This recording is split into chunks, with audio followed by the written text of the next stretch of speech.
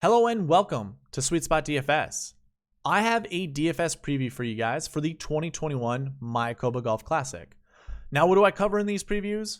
Well, I basically like to look at all of the historical data that I possibly can to provide some predictor or correlation to success at this tournament. I usually start with the bucket system, which is really looking at last year's results as well as last week's results for each year that this tournament's been played. I also like to look kind of at a salary analysis based off of what DraftKings has provided us over the last 3 years when it comes to salaries for this tournament. And basically what I'm trying to uncover with that portion of my analysis is really trying to find our favorites doing well at this tournament. Should we be leaving money on the table when it comes to constructing lineups? That kind of thing. So that's what I try to uncover and hope to try to figure out during that segment. I'm also going to include kind of a newer segment to this, which is looking at recent form in a bucket sense. Like if you've been here before, you know of the bucket system, you know I like to use that.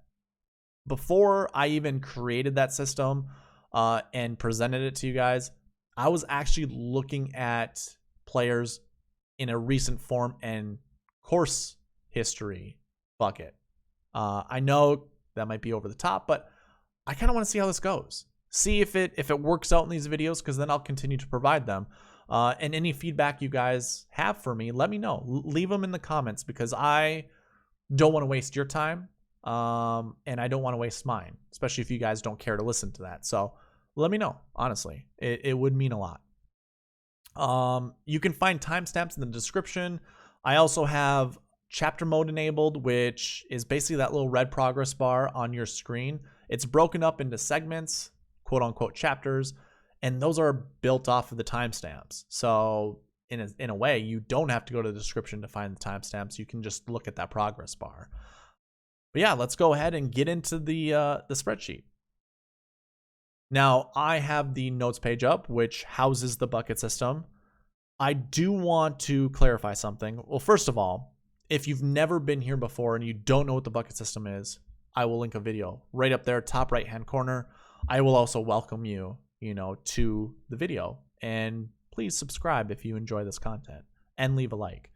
I really hate doing that. I don't like begging for that kind of stuff, but I feel like, I need to start doing that a little bit.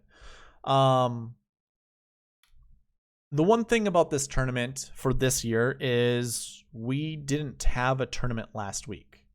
It was Thanksgiving break, obviously, in the United States, and that meant a week off for the PGA Tour. Now, that's not alarming per se, because last year we also had a week off where golfers did not play leading into this tournament. So we can kind of use last year's stats or last year's tournament as kind of I don't know what you want to call it, like a template, I guess, to see how this tournament might shake out.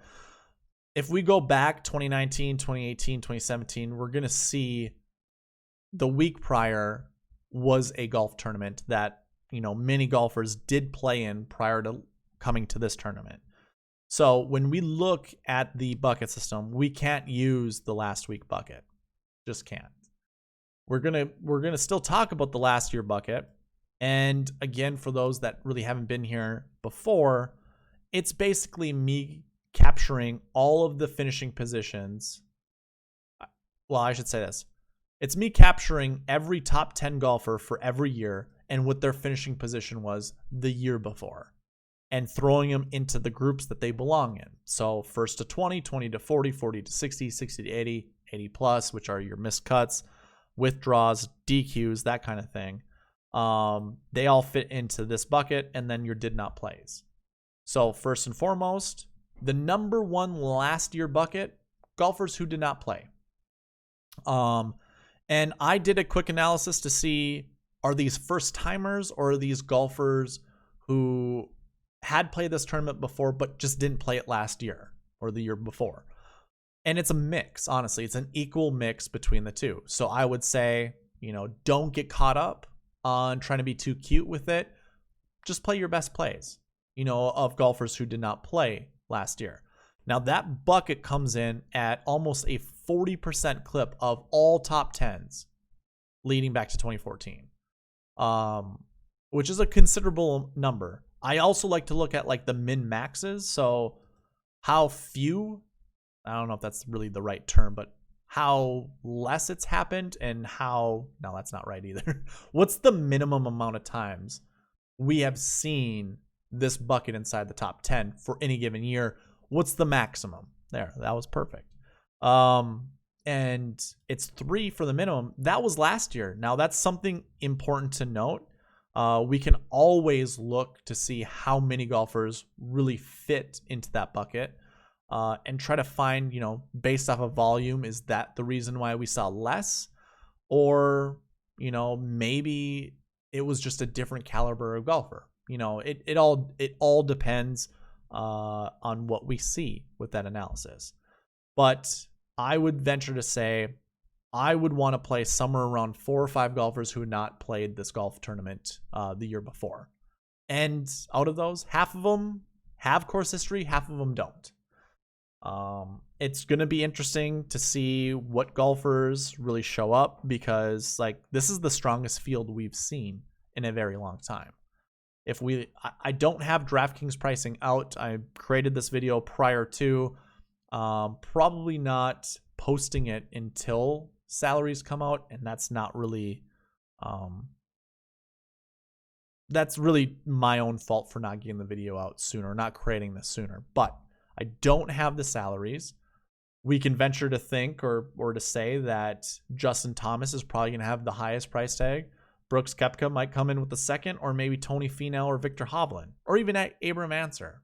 Either of those golfers could have one of the higher price tags of 10,000 and above. But I guess I kind of veered off subject there. Golfers who did not play, it's a pretty interesting mix.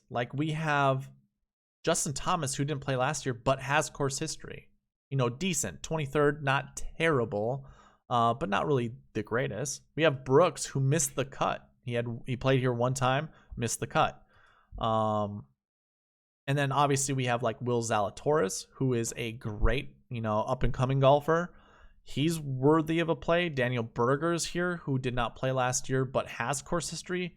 We have a lot of compelling golfers, even including Ricky Fowler, who has phenomenal course history, and no, he didn't play here last year. So, it is a very interesting mix, and I guarantee you one of those golfers will finish inside the top 10. If you had $100 or whatever, if you split it up and bet it on those 4 or 5 golfers I just listed for top 10 bets, probably wouldn't get your money back, but honestly, it's those golfers. One of them will finish inside the top 10. So now we kind of looked, here's a better way of doing this, really. Looking at golfers who did not play with the best recent form. You can see all the golfers here on the left side. Obviously, Ricky stands out. Daniel Berger, Brooks, Justin, Thomas, that is. Camilo Villegas, maybe. Who knows? Maybe that was a flash in the pan. You never know. And some of the first timers don't really have anything to go with these guys. I'm not too worried about them. I'm not going to think much of them. And I guess here are first timers as well. I don't know why it's split up like that, but we have Will Zalatoris. I guess it's worthy to mention Kiradech and Alex Noren. So, that bucket is going to be pretty decent. So that was the last year bucket 1, golfers who did not play. Looks pretty good. Bucket 2 and bucket 3 are very close to each other. We have 13 golfers that fit into bucket 3 over the last 6 years. We have 14 golfers that fit under bucket 2 over the last 6 years. So it's really close. That's 17%, 17.5%, and 16% respectively.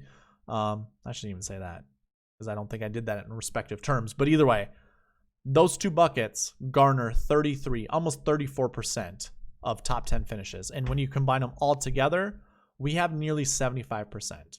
Now, bucket 4 is very close right next to those, but I would, I think these are kind of interchangeable. So finding a golfer who missed the cut last year, or even finding 2, might be a good fill-in to go with last year bucket 1s.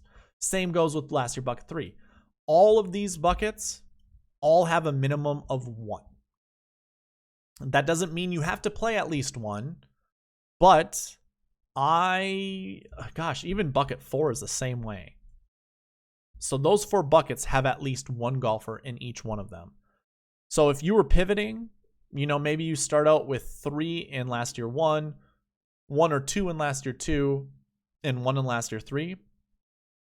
I think that's where you start with a core, and then you pivot out to 4, 5, 6. Obviously, you want to pivot out to 4 a little bit more. Maybe not so much, constantly going with that, but that is an option. I don't necessarily care, about getting cute with buckets. I just like to use the percentages. So there will be some lineups where I'll have 2 or 3 last year 4s in it. And then there will be, a couple lineups where I'll have 2 or 3 last year 3s. Now, they may not include last year 1s or last year 2s. They may not, but they probably will. I will definitely have, I think at minimum, 3 last year 1s in my lineup. I will just start that way.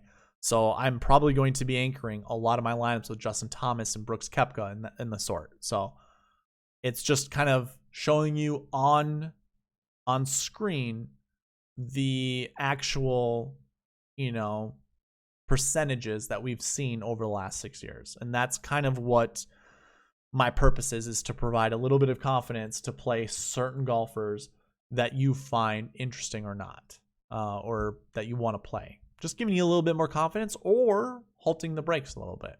So we will get into this in the strategy video, but I just want to point out, looking at golfers who did not play is the number 1 priority, followed by missed cuts and top 20s. And this is usually how it goes for every tournament that I cover. Those 3 buckets are always the top 3 buckets for the last year bucket, that is. So keep that in mind. Let's go ahead and get to the next part of the video, which is looking at salaries. What this intends to do is to provide you guys a little bit of insight as to what, the top 5 look like over the last 3 years, or even just the top 10. And then I also have their, the salaries from 15,000 down to 6, how often, golfers salaries we've seen inside the top 10 and salaries we've seen inside the top 5. I will say this. I just want to double check something. Okay, we're good. I want to make sure I have everyone accounted for. So 15, and we only have 15. Perfect. It's a wide range. I will say I don't see many, 10,000 and above golfers inside the top 10. In fact, I only see 1.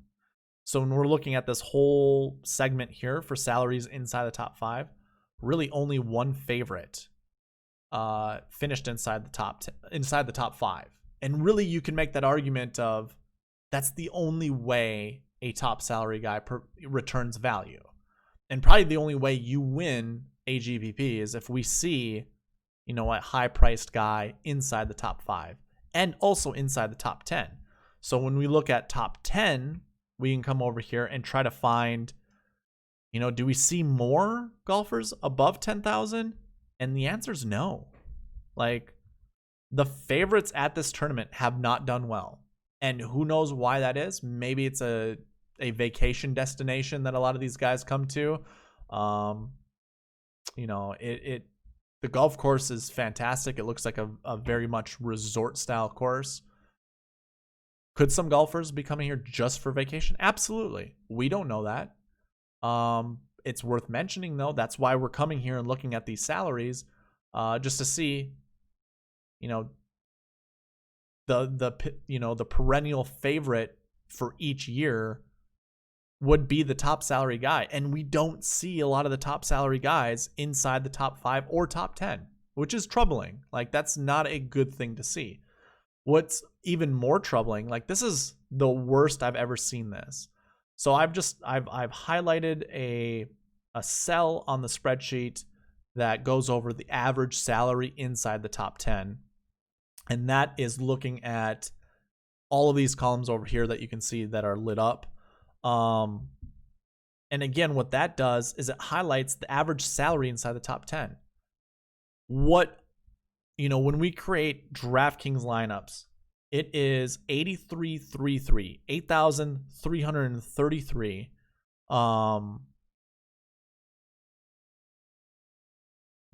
8,333 is the average salary on DraftKings per player, because we have 6 positions available, 50,000 with salary.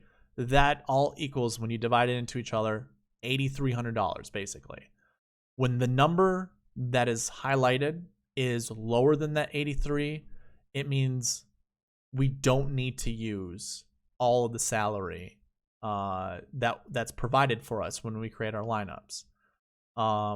This is the lowest I've ever seen it. 7,700 is very low. And you can obviously tell when you look at the top 5 salaries on the screen right now. 8,900 is the top salary underneath 11,800. And those are just 2 salaries out of 15 that are above 8,300. We have an 8,200 that won a tournament in 2019. 8,000 shows up in 2020, but we have a ton of 7K and 6K golfers inside the top 5. So I think if history tells us anything about this tournament, and maybe DraftKings has shored it up, tightened it up, I guess, figured out the right salaries for some of these top price guys, I would say,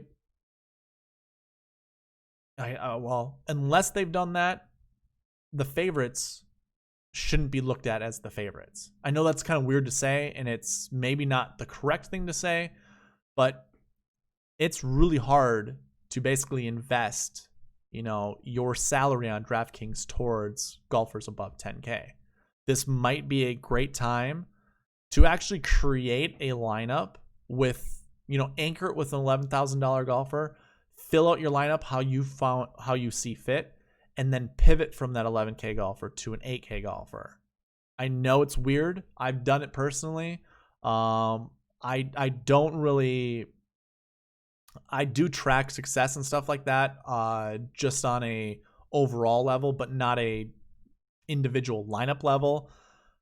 I'm not sure how some of those lineups have done in the past, but I also am a break-even DFS golfer, so I feel like it hasn't really hurt me in the past.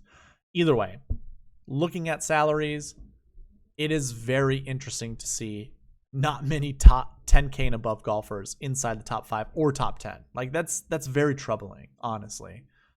Doesn't give me any confidence when it comes to, trying to use up all 50,000 and having multiple 10K golfers in my lineup. Multiple meaning maybe 2, maybe 3.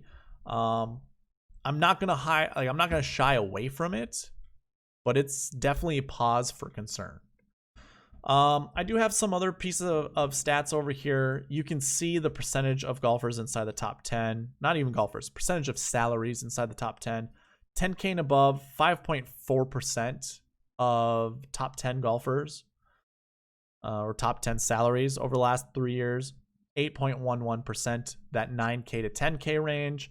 And then your bulk is in the 8 to 9, 7 to 8, and below 7K. Your number one, if we want to call this a bucket, for salaries is 7K to 8K. So maybe that's where we start with our lineups.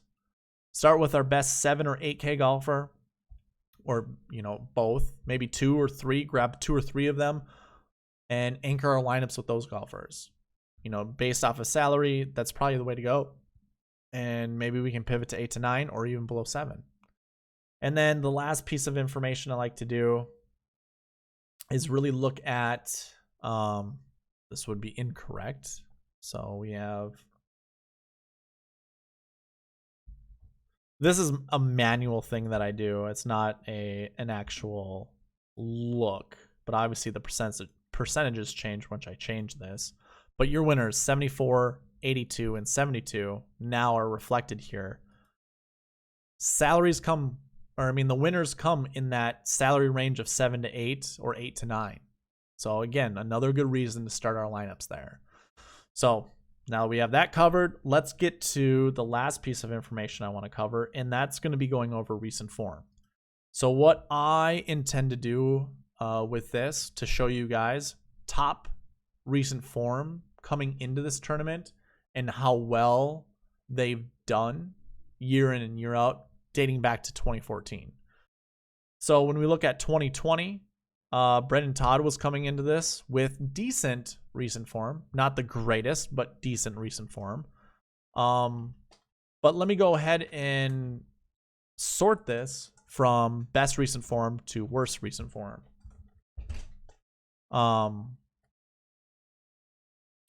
As you can see, here's the result of the tournament here. In 2020, we had a pretty decent amount of golfers who finished inside the top 20 for the top 20 recent form golfers. So that's worth mentioning, because if we wanted to target, say, the best golfers coming into this tournament based off of recent form, here's your proof. You know, like 2020 looks pretty good. We have only one missed cut, and that was Jason Day, who was a favorite. So it's worth mentioning, right? One of those 11K golfers who didn't do well actually missed the cut. But the other golfers, you know, 7K range, 8K range. I mean, let's see here. Yeah, Harris English, even Brian Gay last year was good here. Billy Horschel was actually a golfer who was kind of a high-priced guy, finishing inside the top 10. I want to double check. Was he there? Oh, yeah, okay. So looking at your top recent form, at least for last year, looked good. And if I keep scrolling down, we don't see a lot of missed cuts until, you know, we get down to our top 30 range, I guess. And it kind of mixes in some top 20s with some missed cuts. But again, there's Brendan Todd. He was the 62nd best recent form in the field. And this is out of 132 golfers. So he was dead middle of recent form, ended up winning the tournament. You can obviously see Robert Streb just a couple points better on recent form. Finished 14th, not terrible. But then we come down here a little bit more and we see a couple golfers in the optimal lineup with worse recent form, finishing second. And then two golfers, well, Joel Damon finished 6th, Abram Ancer finished 8th. So, you know, recent form does look good, you know, when we look at the top. But obviously we had some of our optimal lineup golfers kind of in the middle of the pack when it comes to recent form. Now, if we kind of flip it and look at, you know, well, I guess this is empty recent form. So Matt Kuchar was coming in here with no tournaments under his belt leading into this tournament. But, you know, everyone who didn't have recent form didn't do the greatest, but missed cuts is kind of what we're looking at next, right? So let's go like this and this. Yeah, I guess missed cuts doesn't look good. You know, bad recent form does not look good. Although we do have two golfers, really, that finished top 11 that were not good recent form. I don't intend to spend this much time looking at recent form every single year, but I do want to go ahead and just sort by best recent form and then flip it, look at worst recent form. So your best recent form, again, in 2019, we have a bunch of golfers inside the top 20. Now, we do see a few more missed cuts, but for the most part, when we scroll down a little bit more, we see nothing but top 20 finishes. So worth mentioning, 2019, finding those recent form golfers, the good recent form golfers, are going to be important. Actually, why don't we flip that in 2018? Look at our worst recent form golfers. One golfer who had a couple, well, just one missed cut, Jim Furyk at 6,900, finished 6th. Another guy, you know, close to that 80 mark, Anirban Lahiri, had a 10th place finish. Now that's interesting because when we look at his last year's stat, can we find some kind of correlation with that? No. Well, yeah. So anyone that kind of has that 60 to 80 recent form with a top 20 the year before, not terrible. You know, we had that in 2020. We have that in 2019. And actually have 2 of them in 2019, technically. Let's go ahead and sort these back by the result, because we're going to come back and look at this like in a bucket way. 2018. Here are our top recent form guys. Now we have a couple more missed cuts and a couple more withdrawals. So that's worth noting, but still a healthy number of top 20s with good recent form. And we scroll down, we still see, you see a second place, a first place. Those are great to look at. That's good to see. So good recent form, again, at this tournament is going to matter. When we flip it and we look at the worst recent form coming into this, we have that same scenario of that 60 to 80 recent form average with a top 20 finish the year before, finishing inside the top 20. That's really interesting. Now, Ryan Blom doesn't really meet that criteria, although he has that. He withdrew last year. Not sure why, but there was a withdrawal. So that doesn't I want to say pertain, but I don't think that's the right word. It just doesn't work with what we kind of just discovered, what we just figured out, but still worth noting. Going to 2017, looking at the top recent form golfers, a ton of golfers inside the top 20 with minimal missed cuts. Scroll down, we see a couple more missed cuts. We have a fourth and a second. So yeah, very much similar to what we've seen for the last few years. We look at the worst recent form coming into this tournament. Obviously, we have some golfers here with no recent form that did well. Do we have that same scenario? We don't. So Spencer Levine is the first one when we look at this to break it, and same with Jason Bone. Now, we could see the light in all of this, and they both made the cut. I don't know if that's really worth mentioning, you know, really caring about. And then we have Patrick Rogers who missed the cut. So unfortunately, that little trend kind of dissipated in 2017, which is a bummer, because it would have been fun to, you know, really dig into those golfers and see which ones, you know, I would find as a favorite or whatever. Looking at recent form in 2016, again, recent form coming in this tournament. These are your top 20 golfers for best recent form heading into this tournament. The majority of them finish inside the top 20. Again, still, this one has a bit more healthy, like a healthy number of missed cuts. When we scroll down, we don't see nearly as many top 20s as we have in the past. So I'm guessing we see more kind of in the middle of the pack, as well as kind of like poor recent form, I would assume. So this was the tournament where John Rahm and Graham McDowell came over from the European Tour, finished. Well, Graham finished first. Rahm finished 10th. They don't have recent form for any of the PGA Tour events leading into this tournament, but still finished top 10.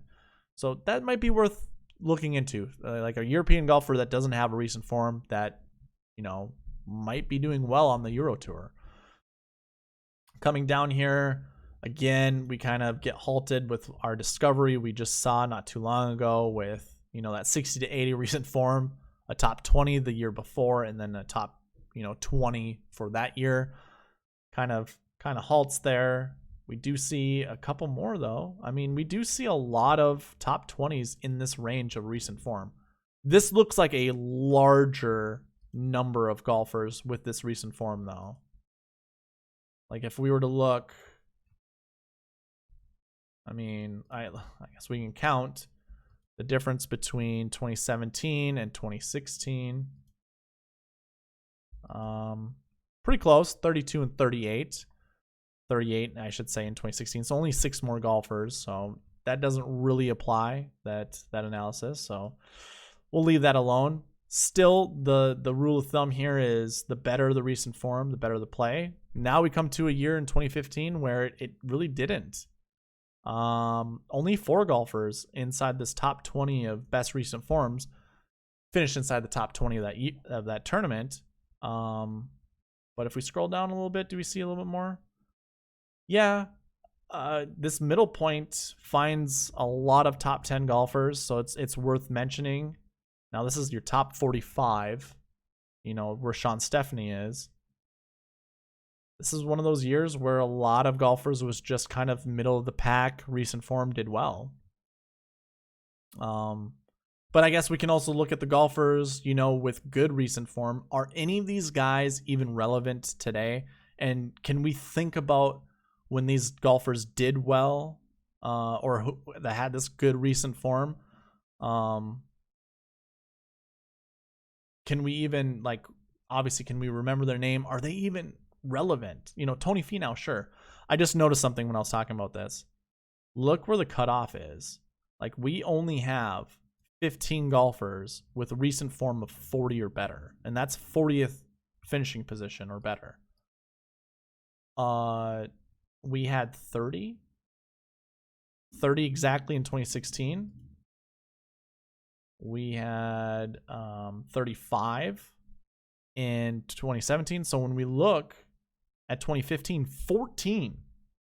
That's less than half. So it makes sense that golfers with recent form coming into this tournament doesn't look good. Their recent form didn't look good. And when we flip this, we probably see a few more golfers with bad recent form doing well. Our winner comes from here. So it's worth mentioning, has to be, right? That if the recent form was just terrible for this tournament, it doesn't really apply to the other years. You can't really include that with the analysis. This looks like a healthier dose of golfers inside the top 20, but not, or recent form better than 40th place, but not by much. 21 golfers, but just having 7 more provides a few more top 20s, and really, I'd say 2 more top 20s. And when we scroll down, yeah, not the greatest. So it looks like middle of the pack recent form, maybe bad recent form. Yeah, we see a couple top 10s, 15th, come down here a little bit. So it really goes on how many do we see? That is a very important question. How many golfers have a recent form 40 or better? And if it's a high number, when we look at 2021, I think it's fair to say we're going to see more of those golfers inside the top 10 than any of the other ranges. So when we go ahead and sort by recent form, how many do we have? We have 30. So I would say we're probably going to find 6 or 8 golfers in this group of 30 that will finish inside the top 10 or top 20, which is really good. I would say when salaries come out, we probably want to look to see which ones are 7 and 8K golfers and maybe stick to those guys. Anchor our lineups with those guys and maybe, include Justin Thomas or Brooks Koepka. One last little piece of data or information I want to provide is if we were to group these into buckets, I kind of created the percentages down here. I have this for every single tournament. I just don't go over it. But when we look at the percentage of golfers inside the top 10, this reads just like a bucket system. But I have this year by year, not, accumulation of all of the tournaments and then their percentages based off of what we've seen. This is the total number of golfers in these recent form buckets. So, and again, this would just be for 2014. I would say this: keep your eyes to the percentage amounts, because I think that's probably the more important thing than looking at just the raw numbers. So in 2014, it was pretty even amongst recent form under 20, 20 to 40, 40 to 60. We've seen that right there, 7 golfers. It averages out to be around 20% for each of those buckets, but it was kind of even all the way across the board in 2014. In 2015, really we saw a lot of golfers with that recent form 40 to 60. But again, we didn't see a lot of golfers, period. We had 14, like we said, with recent form of 40 or better. But 3 of them, which is a pretty good number, 3 out of 14 finished inside the top 20. and that ended up being 20% of golfers inside the top 10. When we look at 2016, I now include course history, but we're not going to talk about that. Basically, our analysis throughout this entire time is when there are more golfers with recent form of 40 or better, there are more of those golfers inside the top 10. So obviously when this number grows, I guess when the total number grows, as does the top 10s for those groups. And obviously that makes sense, but we're not saying the more the recent form 60 to 80 grows, the more we see them inside the top 10. I mean, this grows a little bit slower than, say, these do. So I don't know the right terminology to use, but the higher this number, the more we see. Just, I guess, if we're like using a ratio, the ratio is going to be higher with more golfers in these two buckets than, say, any of these buckets. Yeah, you can also see the numbers here. 50% recent form 60 or better, kind of concerning. Although 12.5 did not have a recent form heading into the tournament in 2016. 2017, we actually had 35 golfers and 8 finished inside the top 10, which is remarkable. Like, that's really important to note.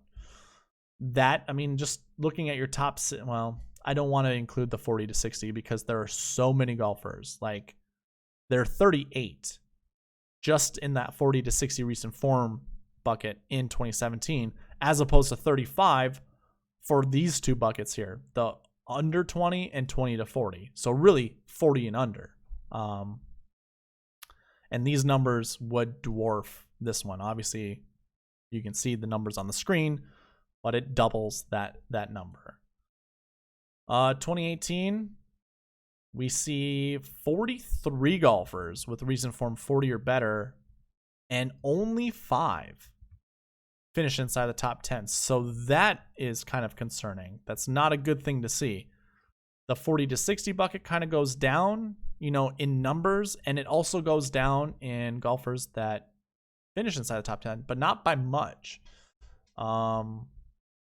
This was kind of more dominated by that recent form 60 to 80, which is, it's very interesting, honestly. I don't know how I feel about that. When we look at let me double check something first. Okay. In 2019, we had 37 with that 40 and below, and we find 8. So I think that's kind of, what we end up finding year in and year out. It's very close to those numbers. Obviously, we just looked at a year where it didn't pan out that way, but for the most part, it kind of does. 2020, our last year to look at, we had 30 golfers with that 40 and below recent form, 4 of them, so not a very good number, but it kind of stays consistent. Yeah, I mean, I think on average, what is it, nearly 40%? Some are actually 40 to 60%. I'd say minimum is 40. This ends up being 37.5. Yeah, this one wasn't good in 2015. 2014 would be 30, 36. So I guess 36 to 66%, we see a lot of golfers in that 40 and below recent form average. And when we look at, again, the golfers here, we obviously have a lot of good names with 20 and below. Brooks, JT, Will Zalatoris, Harris English, Russell Henley, all good golfers that we can choose from. The 20 to 40 range is also compelling. Like Scott Piercy is worth a consideration. Daniel Berger for sure. Same with Tony Finau, Victor Hovland, Abram Ancer, Carlos Ortiz. I like the fact that these golfers are in these recent form averages. Just noticed something. What is up with that white line? Oh, I get it. It's the sunlight. Let's see if I can get rid of that.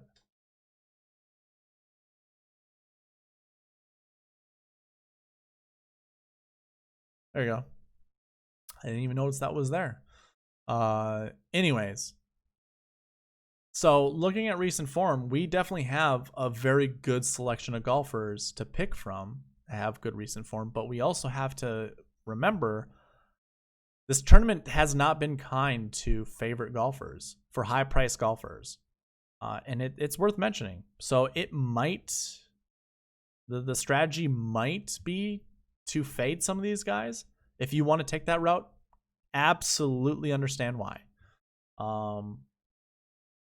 This could be a year where it doesn't matter. You know, JT wants that win. I could see it happening. You know, he'd been fighting so hard over the last, 6-7 weeks that it's due, right? I mean, a 4th, a 2nd, a 12th, those finishes for JT, those are his worst finishes, and, in good fields, you could say. Even Brooks showing up at the Masters, who knows? This isn't a big tournament, so maybe Brooks doesn't show up. But it's really based on your guys' conviction levels. How do you feel about some of these guys? I don't know if I am going to be afraid to roster JT. I almost think that guy can play a golf tournament with his eyes closed and still finish inside the top 20. I feel relatively safe playing someone like Justin Thomas. And if I'm going to do any ownership, I might go overweight, like tremendously overweight. At least start there. And then what I told you, maybe I pivot to an 8K golfer. Like, that is a possibility. So, all things worth considering. And hopefully it provided you guys, some really good insight as to where to start your lineups with, what to consider when creating lineups. I will have a course fit video later today where I will be looking at basically the golf course, doing a little rundown, a little breakdown of, a hole by hole analysis to see what shot shape matters, and if any of these golfers really fit that mold of golfer that I think is going to do well here. So be ready for that to drop sometime tonight. And that will have the updated DraftKings salaries, although we won't really talk about salaries that much. And then I will have a strategy video out on Tuesday. So with that, thank you guys for watching. Please leave a like, comment, subscribe, all of that good stuff. And I will see you soon. Okay, bye.